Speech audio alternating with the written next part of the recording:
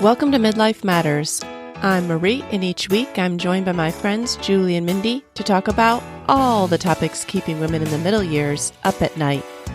Today we're talking about savoring life. Join us as we share ways we can greater appreciate and notice more of the sights, sounds, experiences, and people around us. Let's get started. Listeners, today we're talking about savoring life and living with an expectant attitude. And as a springboard for today's discussion, we're using the book, What If It's Wonderful by Nicole Zasowski. And this book is about learning to release your fears, choose joy, and find the courage to celebrate in the midst of fear and disappointment. Nicole encourages us to ask ourselves, what if it's wonderful?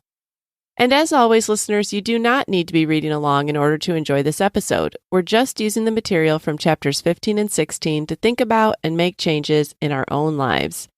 And Julie and Mindy, savoring life and living with an air of expectation comes more easily to some than others, and even may come more easily during certain seasons of your life.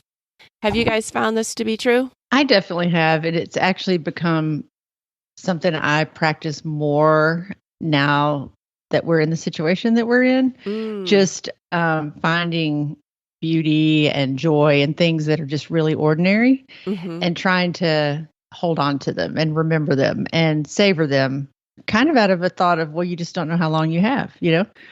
Right. And I wish that we could live all of life like that, you know? Yeah, agreed. For me, it tends to be almost maybe easier when there's a lot less going on, but then sometimes my mind is still racing. So it essentially comes down to kind of a cognizant, like slowing down.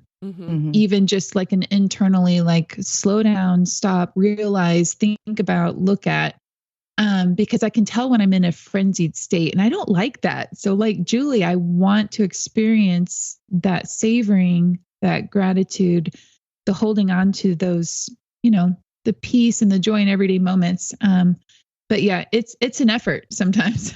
Yeah, because I think we've all been in situations where it was maybe something we'd really look forward to. And then afterwards, you hardly remember any details because maybe you were preoccupied or busy or distracted, or their focus was on the wrong thing. And then you kind of regret, like, oh, I don't even remember what that felt like, or, you know. So it does take slowing down to take notice of all those things. Right.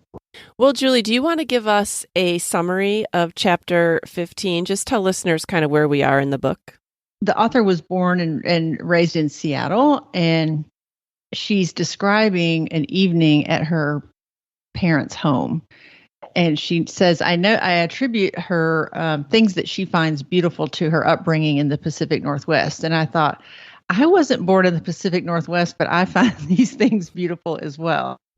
Like she says, the way I connect with others, cozy gatherings, snuggled under fleece blankets at the end of a dock or on the bow of a boat, or huddled by a fireplace in the corner of a coffee shop. I was like, hey, I could. Yes. You could move to the Pacific Northwest. I could move there and fit right in. So she's talking about this summer evening, and they're gathered on her parents' patio, and she just describes all of these details, like these sensory details. Like there's a chill in the air, they're under blankets, they've had grilled salmon, all these old friends are gathered, there's a fire in the fire pit, there's children running around, and she just talks about it as just this most wonderful memory. And she just considers it a gift, you know, and she just tried to memorize every detail of the moment to somehow capture what she knew she could not keep. Like, yes, she keeps the relationship, she keeps the family, but just that moment, you know, that moment in time was noteworthy and special. So that's kind of where the chapter starts off. Yeah. And we can all relate to that because we've all had times that we feel like, oh, I just wish I could bottle this feeling or bottle this moment or bottle this gathering or this event or whatever. And so in your minds, what does that mean to savor it when she talks about that? What comes to your mind? What does it mean to you if you're savoring something? I think for me, it's kind of like putting it in slow motion. Like you want it to slow down and pause. Like you don't want to leave yet. Right. And I remember a specific time when we were in Yosemite, and it was our 25th wedding anniversary, and we did have all our kids with us. They were teenagers. And we drove out to this park to watch the sunset. And you actually didn't face the sunset behind you, but the sun shone on a big rock on Half Dome. So that rock turned like a deep red. It was just a really neat thing. And I just remember like sitting up there. It was started to get chilly. We were wrapped in blankets. I remember we had a playlist in the car as we were leaving, and the sun was setting, and all the trees just looked like black silhouettes against the sun. And just, I don't know, just what we talked about and laughed about, conversations. And I still play that same playlist because it was like a vacation playlist. And I still, that's immediately what I think about is that night. And I for some reason remember in very vivid details a lot about that night. And that's not true of a lot of nights. Yeah. You know? Right. When can you tell that you're savoring something, Mindy? I like Julie's words of slowing it down. Kind of the words that I put to it is fully embracing that whatever situation you're in, trying to experience it over and over. Like looking at it from every possible angle or thinking about what it fully means or doesn't mean. And it's ironic, but when I was reading her description of her night with her family and everything, I went ahead and made a note in my book because as I was reading this chapter on savoring, I was sitting on my back deck and the birds were so loud, like they're singing and they're chirping and they're flying and like the sun was shining and my flowers were blooming. And there's kind of a sweet smell right now in Georgia because the gardenias are all in bloom. And so I wrote that down because to me, I needed to almost stop reading the chapter on savoring because I was savoring, you know, just where I was at and what it meant. Julie, it's neat. I wrote down a situation somewhat similar to yours of the sunset. But when Bryce and I went to the Grand Canyon, that was a time that I almost couldn't take it all in. I tried and I was overwhelmed by the majesty of the Grand Canyon. But I remember that feeling of awe of like time stopped, you know, and it was just, I'm trying so hard. Like it's just overwhelming for all of my senses. And I remember a sunset in Sedona on the rocks, on the rock formations, that was a night that's very clear to me. So there are these moments that I try to capture and grasp and live and smell and see and breathe and, you know, remember. And they're just magnificent. Yeah. And I think as we get older, we understand the need for savoring. Like when you're young, you think, oh, this is just one of many sunsets, or this is one of many family vacations, or this is one of many Christmases, or one of many whatever. And you don't, as you get older, you realize, oh, well, we don't always have Christmas together, or we don't know how many sunsets we have, or, you know, we know that kids grow up and move away. So if all your kids are gathered around the table at the same time, that becomes more and rare. And, you know, like you just learn to savor more things because you realize that they don't come all the time. And so you don't take them for granted anymore. I think maybe that's the thing, like you take more things for granted when it's happening all the time. And then when it's not, or when it might stop happening, all of a sudden you really start to savor it. Yeah, you realize more that those moments are fleeting, you know. They're not endless. Right.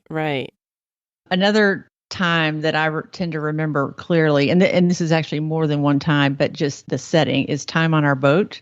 And it's usually at sunset. That's our favorite time to be on the water. And thinking about the five senses, I just remembered like the smell of the water. There's even a smell to the life jackets. You know, they have that kind of musty. Right. The smell, usually smell someone grilling. It's smoky on the water. The sound of the water lapping up against the boat edge or even the shore.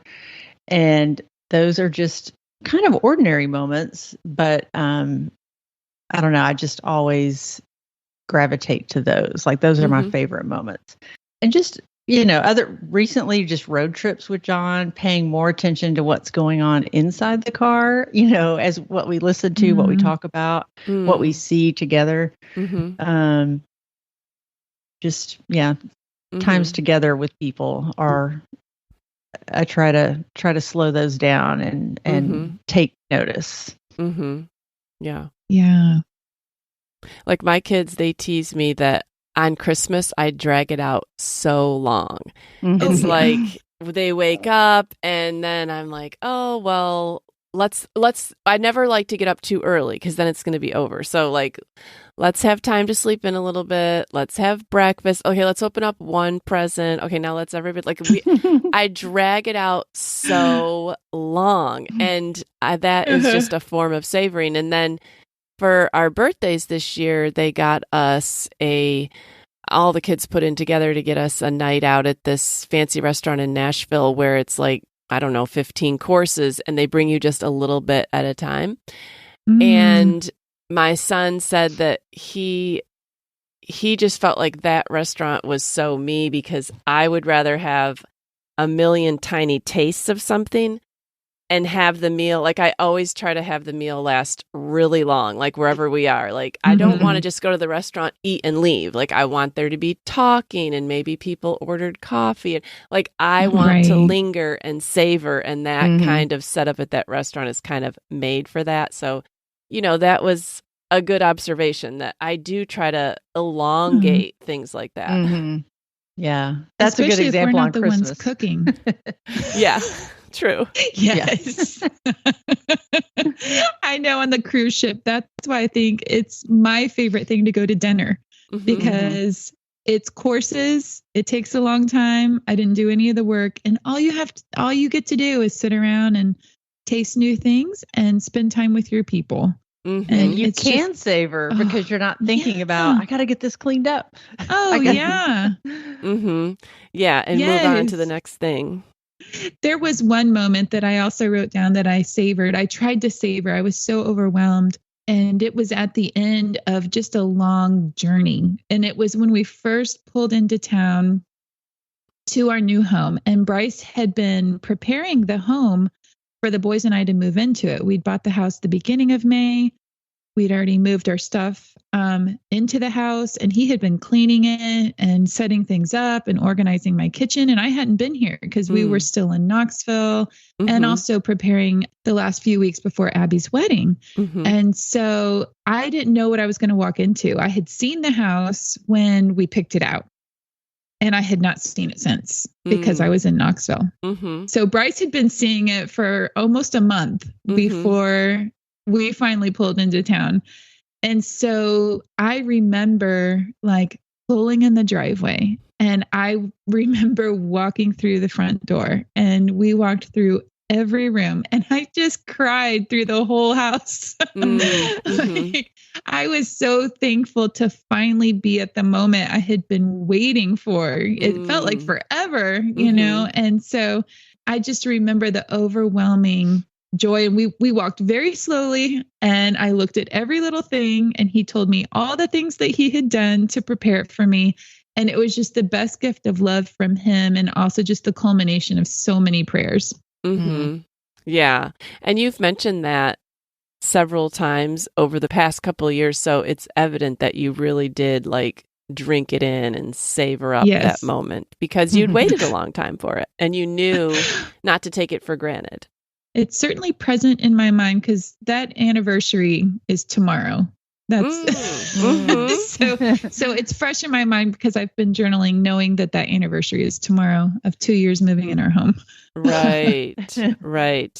Well, what are some of the things that help you savor? Like what helps you remember something? And I don't know that I'm always aware of these things in the moment, like the smells or the sounds or even the songs, but later, if something matches it, it'll draw that memory. Like when you said the songs of your vacation, Julie, like that Kenny Chesney song, When the Sun Goes Down. So we went on vacation with the Kings for the first time when the kids were, I don't know, maybe Abigail was like 9 and Davis was 7 or something, or maybe she was 10. I'm not sure. But anyways, and Isaac, I think he was like 2. Yeah. It happened to be hurricane season when we went down there. And so we couldn't get into the house right away. So we had to spend 2 nights. I think it was like at a Holiday Inn type resort place, like with a pool.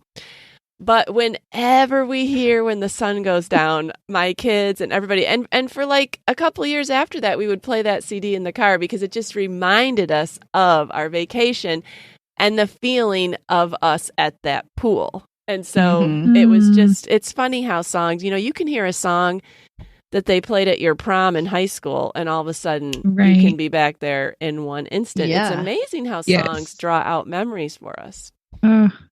Yeah, and even smells do that for me. Yes. I can go back to a smell, a scent. I'll say scent, not smell. Right. A positive scent. Yes. And I think it just takes, I'll say some things that she said in the book because I think they're worthy of mentioning. She said practicing savoring requires noticing things, first of all, naming them, valuing them, and then expressing gratitude for them. When in the verse, taste and see the Lord is good, I think God is saying, like, he wants us to know more than just in our head that joy exists. He wants us to experience, like, taste it, see it, like experience it. I think that's the difference between enjoying something and savoring it. You're going to really experience it. And it just helps you to bring it back later, to recall it. Yeah. Yeah. In this section, she said, savoring requires us to regard the moment we're living in as more important than anything else that we could be doing at that time. Like that the present moment is worthy, even if I don't have anything to show for it. Like you're not making any money doing it. You're not checking something off your to-do list. Like the moment itself is the reward. And I even thought about like photographing it. Like sometimes I think I'm photographing it to remember it, but maybe I'd remember it more if I just didn't try to capture it externally. You know what I mean? Right. Well, I do love the 2 sections of the book that Julie just highlighted because those are sections that I was underlining, like everything. So I love that you brought those up. It's neat to talk about those situations with other people. I find that like my memory is better when other people have a similar memory. Like if you've experienced something with someone and you can talk about it, that helps cement it into my mind because there's so many things I do try to take in or I'll try to remember, but I mean, we forget. Life continues to move forward. And some of it is so simple and daily, like me writing down, sitting on the back deck, listening to birds. I really could probably do that every day this summer, and I'm not going to, but I remember that instance, And so, but yes, trying to record, like writing it down, talking about it with other people, to make it an important moment, even if it's just like a mundane everyday situation. I need to give a shout out to social media because as much as social media is a negative in our lives sometimes, I think a positive is the memories. So like now even your Insta stories, they'll pop up. And I love that because I forget these mundane things. So sometimes I'll post something just because I want that to come up in a year or 2 years. And I want to remember, like even just yesterday, it must have been a big day because there was Steve's graduation from law school. There was Davis's graduation from high school. There was the girls' graduation party. There was Isaac's graduation. Like all these Facebook memories that hit on this day. I'm like, this day is like a busy day every year. And I wouldn't remember that without those reminders. Yeah, that's interesting that you brought that up because yesterday, a Facebook memory popped up and it was from 13 years ago and it was from my dad. Oh. I've never had a memory from my dad, and he had written, there were no pictures. He just wrote, I hope you have a great day playing laser tag with David. And David's birthday is tomorrow. So, this fell around his birthday. And that was 1 month before my dad passed away. Oh, Julie. That's like a gift to see that. It really was. And so we had just been talking about my dad at the birthday party we had for the boys this weekend. And so I sent that to David. I just knew that would mean a lot to him. He goes, that feels really strange. Like he's come back to wish me a happy birthday. Yeah. So it was neat. That is. Yeah. So those are all things that help us to savor. We can savor even in reverse then, because it comes back to mind. Yeah. I remember that party now. I had forgotten that we played laser tag in the backyard, but it brought it all back. Oh, that's awesome. Well, I will say this also works, I usually try to be positive, but I'm going to actually be a little bit negative in a funny way. It's bad when your kids have savored something you wish that they didn't. Oh. And it keeps bringing up to haunt you. Yes, this is happening more over the summer as we have time together. And I will say I was recently embarrassed at church. Bryce and I were filling in as Sunday school teachers in my older son's Sunday school class.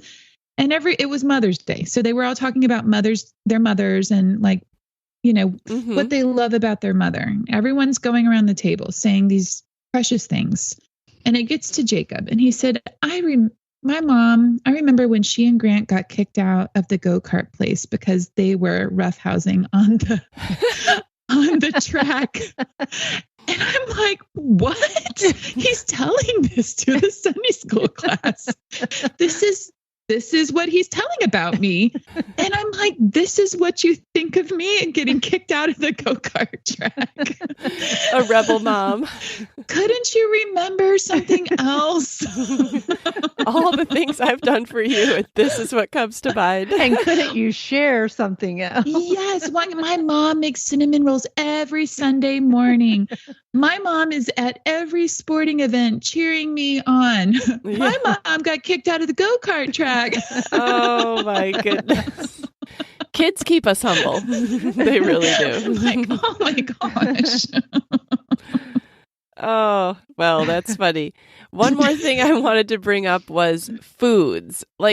Certain foods help us savor. I think that's why we like to have traditional foods on certain holidays and, for someone's birthday, or what's your favorite meal? Or if we go home, we might want our mom to make something a certain way that we remember from our childhood. And if anyone else made the exact same dish, even if she's not the best cook, it's the way she made it. Like, I can remember even as a kid going to someone else's house and their mom serving macaroni and cheese and me not liking it because it didn't taste like the macaroni and cheese at my house.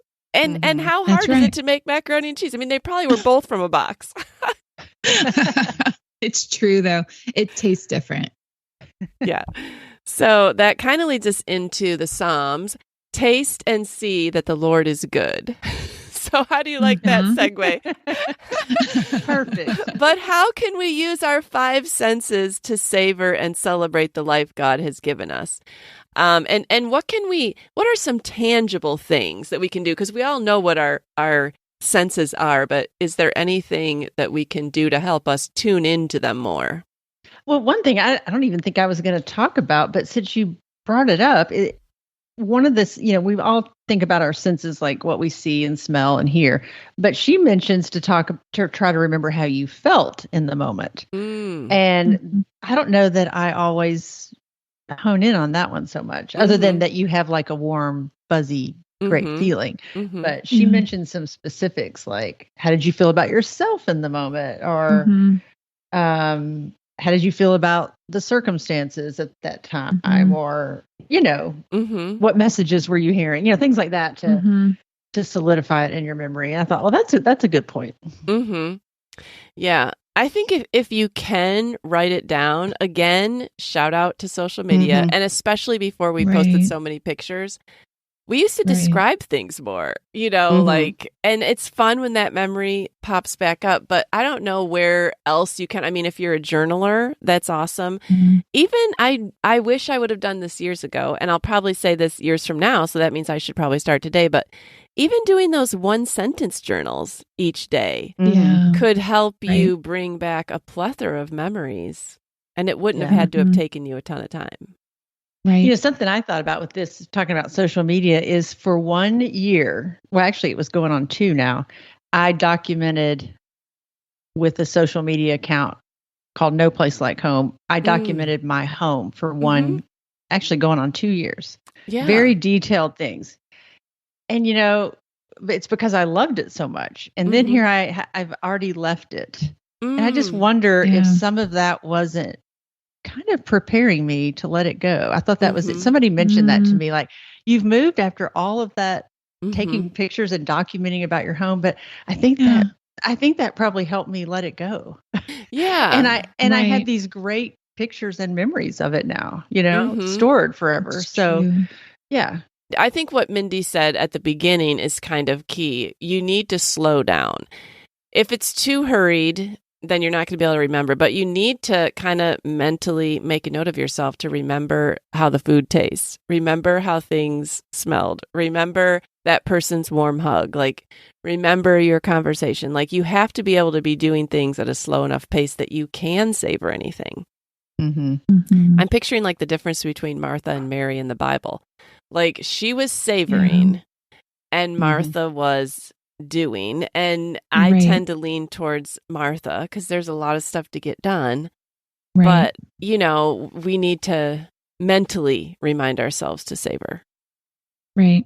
Well, I was going to say, I do like that the two senses that are used in that verse are taste and see, because have you ever eaten food and not tasted it? And have you ever looked at something and not really seen it? And I think we all have. And so again, in the like fully realizing what's happening at the moment, when you've tasted like a really good piece of food, you kind of like, you slow down and you want to taste every part of it. And a lot of times you'll sit back, like you're not engaged in the plate, you're engaged in what's in your mouth. You're taking your time with it because it's so good. And then to see something, there's so often that I wish I could just slow down and actually see what I'm looking at and take it all in. Look at the trees and look at how they're different from yesterday and the flowers and it's just a concerted effort and it's hard. It's hard to slow down. It's hard to truly see. I'm picturing myself like what I say to my kids, like, you just inhaled that. Did you even taste it? Like, there's no way you even tasted that food. Or when you're on vacation, put your phone down. Look at that. No, like they glance up for 5 seconds. No, put the phone away. Look at that. It's so easy to like notice that other people aren't savoring, but yet we're all guilty of it. Yeah. And I think that's what that verse is trying to say, like taste. And I think it's interesting that word was chosen because when you taste something, you are taking it in your body. You're ingesting it. You're experiencing it. And it's like taste and see. It's like, see, the Lord is good. Like, see, these gifts are of him and good. Even simple things. So. Well, are there any barriers to our ability to savor? I mean, we know there are, but what are some of them?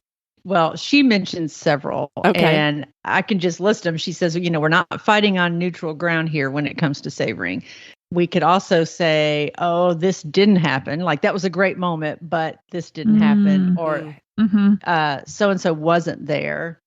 Or look what could have been accomplished. Like, we didn't quite get, it's just like it's not quite enough. And I thought that was probably true of all of us at some point or another. And she goes on to list some other kind of negative ones, but the one that kind of hit me was that we rapidly adapt to pleasant circumstances. Like, this still isn't enough. Like, and she used an example that I've been experiencing here. Like, she said, the beauty of the view from your front porch has faded into the background and you hardly pause to notice it anymore. And I thought, I've been sitting on my front porch every night looking at the sunset, and I don't ever want that to just become like mundane and just normal, like I don't want to adapt to that pleasant circumstance so that I don't notice it anymore. I think the biggest barrier to myself savoring something is having too much of an expectation beforehand. So then in the moment, it's not matching what my expectation is, or I'm trying to make the situation match my expectation instead of just experiencing the situation for what it is. Right. A lot of times I'm thinking about what's next, you know, or there is some fear or anxiety about something coming up, you know, and I it's almost like I can't surrender that. So it's constantly ruminating through my mind in a moment that I could be at rest. I could be joyful and peaceful, and it comes in and steals that. And it's because what I'm looking at, you know, or like what if questions, you know, you're sitting there thinking about, you're just distracted by so many things. So if there's a way to surrender the future and sit in the moment, to truly take it all in, you can pick those, you know, distractions up again later when you're actively dealing with them, but to kind of let those just happen later and not at that moment. Yeah.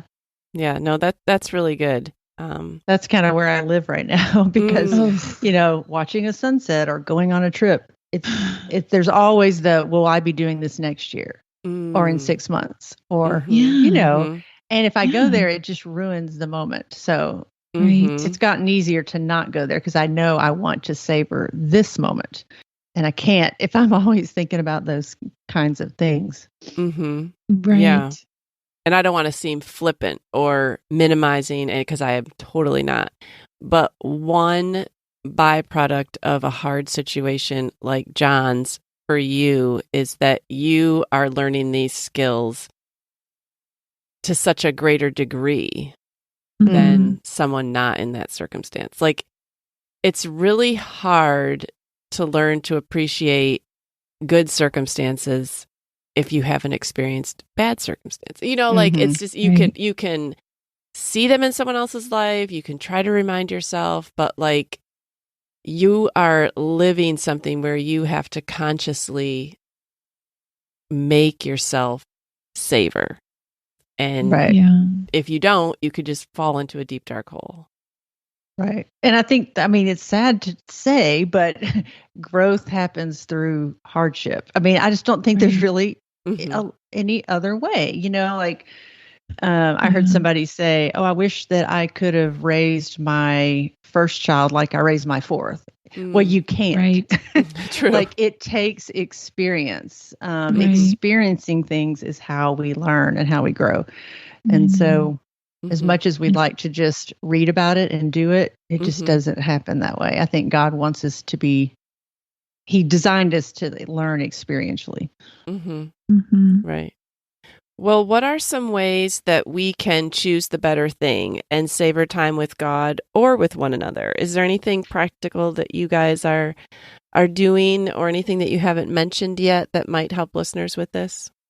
Well, as far as spending time with the Lord, I think about this example, and I think Mindy, you've mentioned this before. Like when you're trying to fill a jar with rocks, you put the big ones in first, and then the little ones just fill in around it. But if you try to put the little ones in first, you'll never get the big ones in. And it's kind of like that. Like if I don't make spending time with the Lord and even just prioritizing people over busyness and things, they're not going to fit in my life. Oh, that's a good point. Those have to go first. And then most things do fit, but not if you get that order reversed. Right. Yeah. I know something I'm going to make a concerted effort to do that I just really felt convicted about the past couple of days is, especially now that the weather's warmer, I'd like to incorporate even a 5-10 minute gratitude walk every day, just to get out without my phone, without my headphones, without music, without a podcast, without people, like actually me and the Lord, and I need to be moving. And so that's something that I'm going to try to incorporate into my daily routine, whether morning or night or afternoon, whenever, but maybe once a day. I'd like to develop that skill over the summer. So that's something I'm going to start trying to do. And we'll see how that goes. Yeah, that's a good idea. For me, I think like having spent a lot more time by myself this year with the kids in college, and then Steve travels. So you get used to just doing things on your own timetable when you want to do them. And now 3 kids are home for the summer, and not viewing the fact that things aren't done on my time schedule as annoying, but more as an opportunity to savor. Like, okay, this is an interruption that is making me notice something else, and this is an opportunity to spend time with this person. Or, even something simple like, okay, well, this kid needs new whatever, and they want me to go help them pick it out and find it. Okay, this is a time to savor an afternoon with them. Or, like just the everyday things that in the midst of busyness, we can sometimes not be savoring those. And I'm trying to really view every day as, okay, I'm open to whatever happens. And that means that my day usually looks a lot different than I thought it was going to look when I got out of bed in the morning because I'm allowing other people to determine my time. Right. And I'm not perfect about it because sometimes it'll be like, no, that's hard. I planned this and I'm doing this, and now you're throwing this in at the last second. Like that's going to ruin my plan. But I'm trying to consciously make myself be flexible and not be too rigid, because it's the things that we don't get in a rut with and is so mundane with that we tend to remember more, and it's easier to savor them. If we did it every day, well, we start to take it for granted. We don't notice it as much, but I don't know. That's what I'm trying to do. Yeah, I just, remembering those moments are fleeting. That's a temporary situation. It is. Yes. Yeah. And I think, that's a good word, Marie. In October, I'll be sad sometimes that nobody's asking me to go 2 or 3 places at one time. You know what I'm saying? So let me just embrace it now, because this is a season. Yeah. Amen. So anyways, that's my attempt. All right. Well, Julie, why don't we go into the next chapter, which was Be Expectant. So what is going on in this chapter? Okay, it starts off with her describing a New Year's Eve. And she mentions how she struggles with transitions, like New Year's, new jobs, new homes, new places, just because she has a heightened awareness of dreams and expectations for that new phase. And she said, the gap between where I am and where I hope I will be leaves me feeling afraid of what might not be. Because she said, I tend to set lofty goals and big dreams for myself. And then I live in that fear of what if I don't make it, And she said, to live expectant about what is to come sounds kind of demanding, and it makes God feel a little bit like Santa Claus. And on the other hand, I'm comforted by the safety that must be in the kind of relationship that can hold an expectant heart. And she describes like a child doesn't approach a good father with eager expectation without first feeling loved and safe. And perhaps, she said, perhaps this is the difference between demands and dreams. And this is something I struggle with a lot, expecting something from God, but trying not to feel like I'm telling him what to do, Right. And so I thought the child thing was good. Like a child expects good things from her father, but yet the father's not always going to give her everything she wants. Right. A good father won't anyway. Yeah. I mean, when you think about it, our kids have probably come to us with a million requests from the time they could talk. It'd be interesting to know what percentage is actually granted. And yet they still come expecting good things. Yeah. And we still want to give them good things. But she goes on to say, sometimes our expectations of the Lord can be more about having our wishes granted than having a relationship. And I was like, ouch, that is true. I think we probably all fight that. And then just trying to find that balance where you expect and hope, but you also accept what he gives you. Right. I think surrendering in all of this, the good expectations, preparing yourself for the worst possibilities. There's just a surrender in all of it. And I underlined in the book, this really struck a chord with me, but she said, my anxiety is heightened as we turn the page to a new year. Another sentence I underlined, I struggle with most transitions and even pleasant stress, which is weddings, a new home, becoming a parent.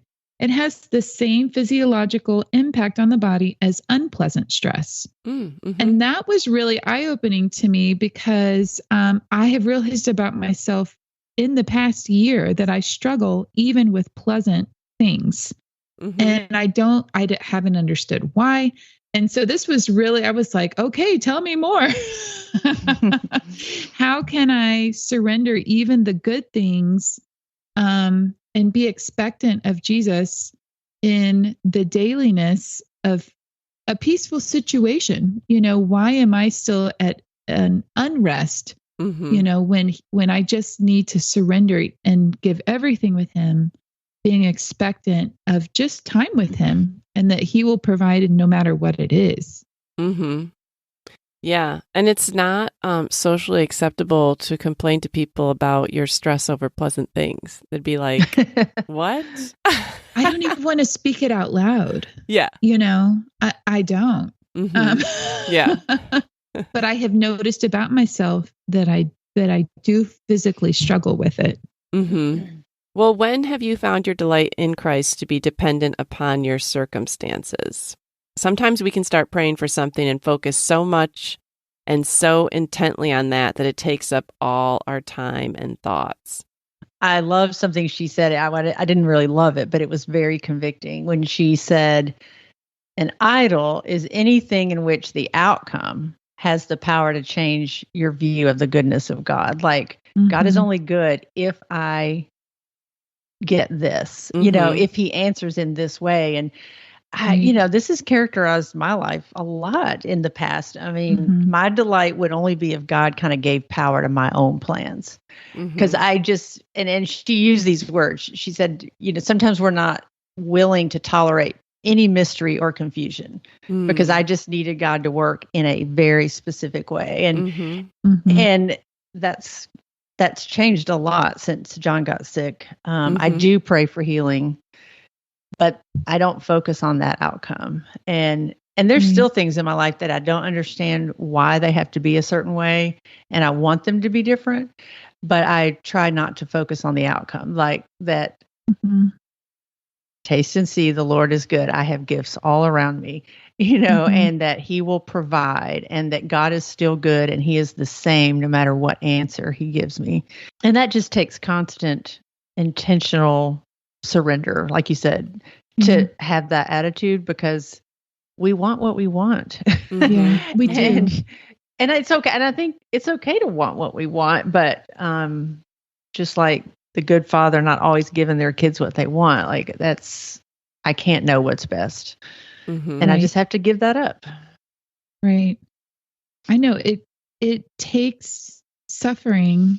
It takes your prayers being answered in a different way than what you wanted to realize that God is still with you, that he still is a good father, even when the circumstances aren't to your liking. And so in multiple ways, I've seen myself come to that point, like I'm just like a raging wild animal and he's like trying to put a bit in my mouth, and it has taken things happening that I didn't want to fully see him better. And I still don't see him fully.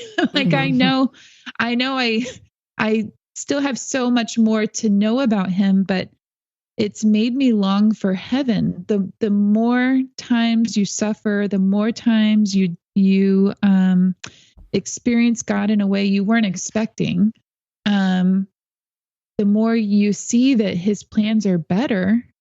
And I'd like to say it's easier to surrender, but it's still hard.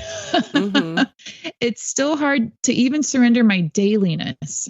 But it does make me long for heaven. It makes me long to fully see him, to fully experience him, because I know I never will while I'm on this earth. And so I know that I don't know. Yeah. Well, are there any opportunities in your life right now that you can practice having an expectant heart by knowing that God can, believing that he will, and trusting his goodness regardless of the outcome? Julie, I feel like you probably have the most obvious thing here. And I guess this, because I if you read it literally, it doesn't make sense to me, because you can know that God can, God can heal John, but you can say you believe he will, but if you believe someone will, then how can you also say, but even if you don't? That's still the hardest part, is I know that he can't. Like, for my situation would be praying for healing for John. And I pray every day for healing, fully knowing that God can. But I find it harder to know that he will. Mm-hmm. So I just have started thanking him for answering and working even as I pray, knowing that his answer will be good. Like his goodness will be still directed to me in some way, maybe not exactly as I planned, like that I'll have a greater dependence on him. I'll have growth, strength, courage. He'll provide for me. But as far as like the actual healing, I don't know, how we can know he will, because that does feel like a little bit like Santa Claus. Like, I want this from you, you must give it to me. Right. And so, I don't know if it's that healing maybe comes in other ways, that it's healing within us where we fall short and don't measure up, and that we can be more Christ-like. I don't know that maybe I just know he is working, and it, and even during our move, I described that as things got more chaotic and crazy, I just said, okay, God, I'm just waiting. I'm living expectantly. How are you going to deal with this? Like, I can't wait to see.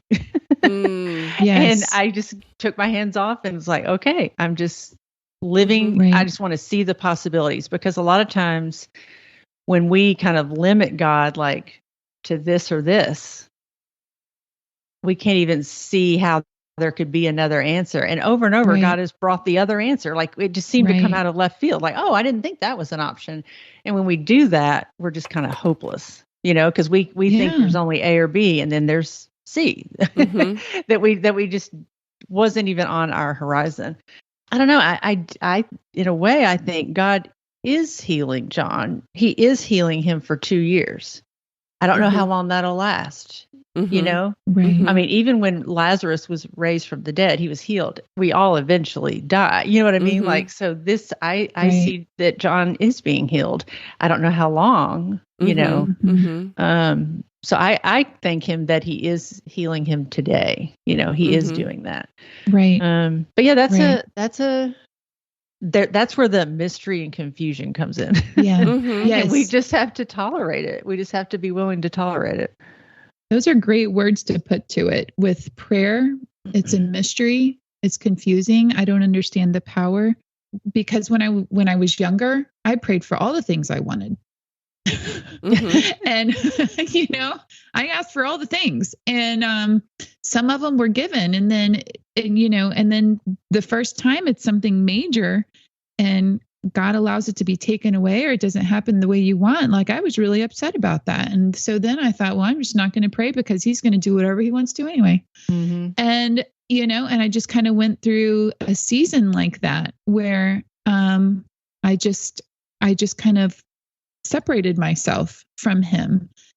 And then things, happened that were good, and things happened that were bad. And then it took more suffering for me to realize that what I needed to be expectant of was that he was going to be with me. And that's all I could know. I didn't know what the circumstances were for that moment or that day or that season. And so I found that prayer was me giving it back. It's so that I knew I was giving it to him. God was with me the whole time, but I wasn't allowing him or letting him in or seeing him. But that prayer was such a gift, because the peace that passes all understanding did guard my heart and my mind when I surrendered the things. And so now my prayers I'm praying, but I'm praying different. I'm not asking for particular things to be worked out. I pray for his will. I pray my feelings. I pray that I would be open to what he has, that I would see it, and that he would show me in his word so that I have, peace going through the journey, whatever that journey's going to be. And it's a hard place to be.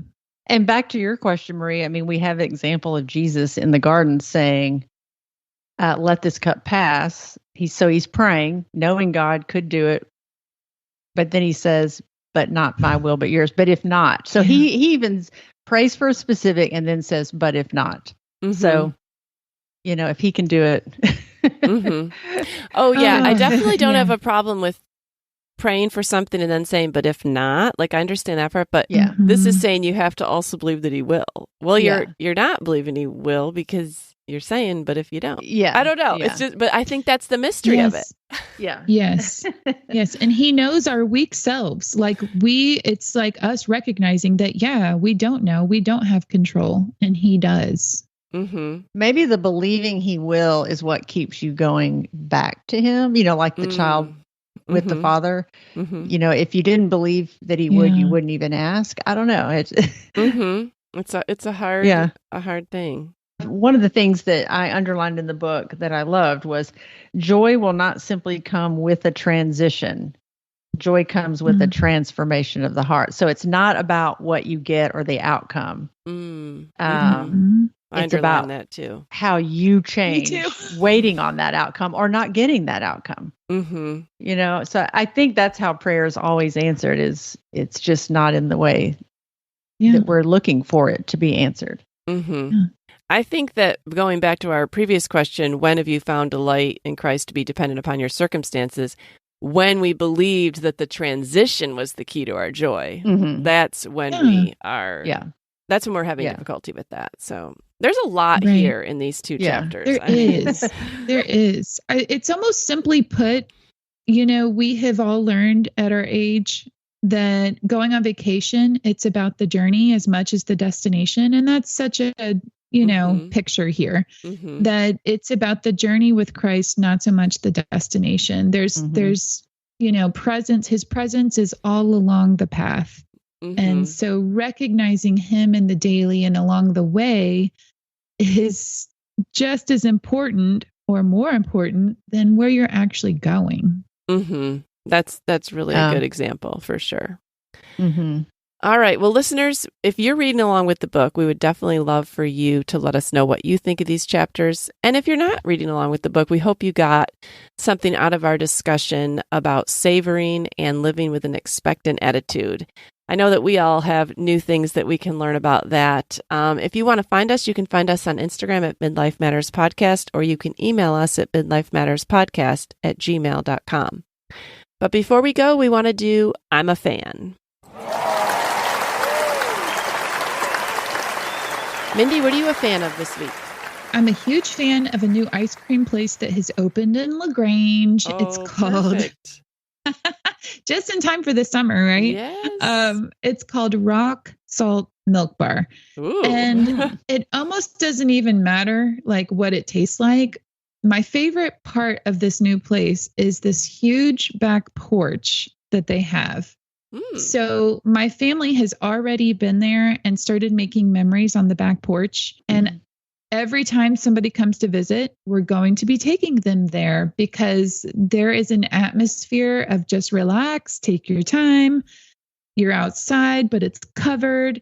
And it's just really peaceful and enjoyable. So I'm a huge fan and I look forward to many more times going. What is your favorite thing to get there, Mindy?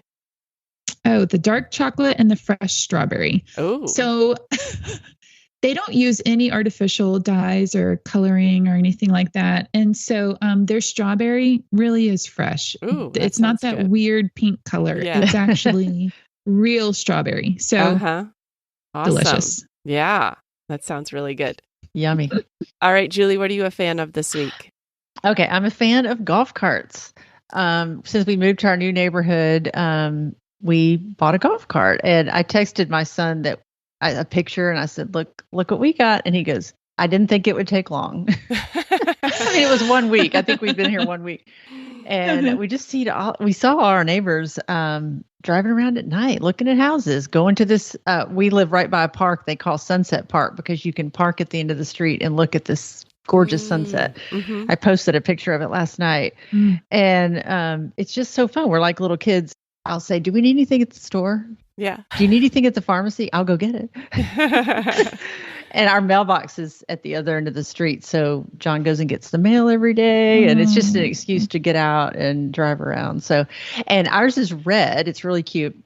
But I noticed I drove up to this little jazz concert Friday night at the park, and there were lots of red little golf carts that look like ours. Oh. And I said, we need a bumper sticker or something, because I'm afraid sometimes they have universal keys. I'm afraid somebody might take the wrong one. Right. And so the Midlife Matters bumper stickers going on. Oh, that's awesome. Julie. Oh, that's perfect. That's great advertisement for sure. I'm already envisioning our next photo shoot in the golf cart with the sticker. That would be fun. Oh, the neighborhood's got some really pretty places for pictures. So. Oh, that'd be awesome. All right. I am a fan of a book that I read, and I'd actually been on the wait list for this book for a few months before it finally came in. It's called Remarkably Bright Creatures. And at first, when someone described it to me, I was like, a book about a talking octopus? I don't know if I'm going to really like that. But here's like Amazon. It's an instant New York Times bestseller. It's a Read with Jenna Today show book club pick. It's named the best book of the summer by Southern Living and USA Today. It's the ultimate feel-good but deceptively sensitive debut.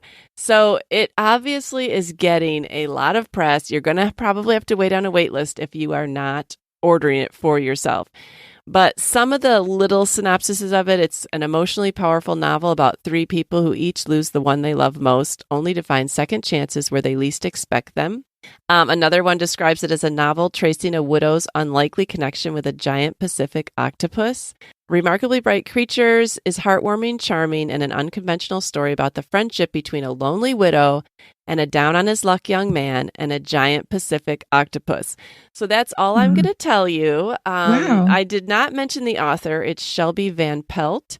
And I don't know how many other books she's written. This may have been her first one. But what I would recommend is that if you can listen to the audiobook, and I've heard other people comment this on different book Facebook groups I'm in, like the audio is really good. I think the audio probably is better than actually reading it, but I'm sure reading it's good too. But I did listen to the audio. So Remarkably Bright Creatures, if you have heard people talking about it, it's definitely worth a read. I have watched a Netflix show on an octopus. Okay. And how smart they are. That's what you learn in the book, that they're very smart. Yeah. Yes, and you would not think so. Oh, wow. Yeah. Yeah, I didn't know if they were just telling me that the octopus was smart, or if all octopus, is it octopi? All octopi are smart. But Julie, according to you, they are smart. Yeah. Yeah. All right. Well, you might enjoy that book, Julie. There's nothing like, I think you would not find it to be a sad read. It's a heartwarming read. So. Mm-hmm. Okay. All right. Well, I enjoyed talking about this heavier subject with you guys, but as always, you encourage me, make me feel like I can tackle these issues, and I appreciate it. Yeah, I'm enjoying this book still. So we're getting close to the end, though. Yes, we are. Just a few more chapters. So, all right, we'll talk to you guys next week. All right. Goodbye. All right. Bye. We're so happy you joined us today. You can find the show notes for this episode at midlifematterspodcast.com. Also, please tell a friend about the show and help them hit the free subscribe button on their favorite podcast app. Be sure to follow us on Instagram at Midlife Matters Podcast. That's where we post pictures and stories about all the things we talk about in each episode. Thanks for listening, and we'll see you next week.